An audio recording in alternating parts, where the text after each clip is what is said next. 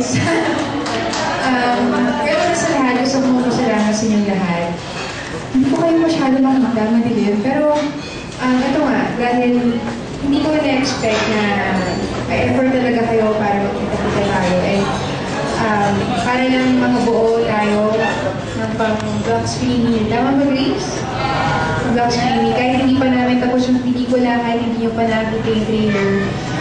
Diba, grabe yung sinabi niya sa akin ni Mosh, hindi ako paniwala kasi grabe yung pagtitiwala niyo. Actually, natatakot ko kasi hindi niyo pa nakita yung trailer, hindi niyo pa alam kung paano yung kwento mo. Pero nandiyan pa yung support. So, maraming salamat talaga. Plus yung wala kayong oras, pero nandito kayo, traffic. I'm sure marami pa kayong mga Christmas parties na dapat pupuntahan, pero pinili niyo to. So maraming salamat talaga.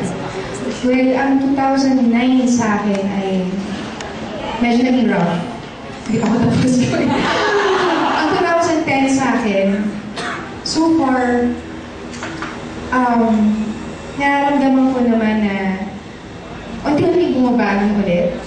Hindi lang sa career, kundi sa personal na buhay ko rin. So, alam ko, sa buhay natin, may mga dumarating na bago, may mga nawawala. Pero ako nagpapasalamat ako sa mga taong nandyan pa rin sa buhay ko, kagaya mo.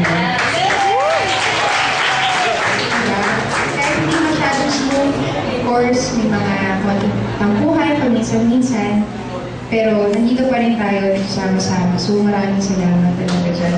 And super na-appreciate ko yan. Sa inyo ako kumukuha ng lakas sa loob. Lagi kong sinasabi yun. Kahit na may marinig akong negative sa ibang tao, kaya kong tawanan.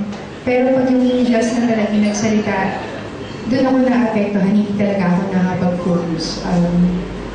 So sana, kahit pa paano, napapaligaya ko pa kayo, natutuwa pa kayo, and nag-please ko naman kayo. And I'm sorry kung may mga bagay siguro na kailangan ko pang i-improve sa sarili ko, but I'm trying my best, and hopefully itong 2011, ma-please ko kayong lahat, kasi na naman yung gusto ko.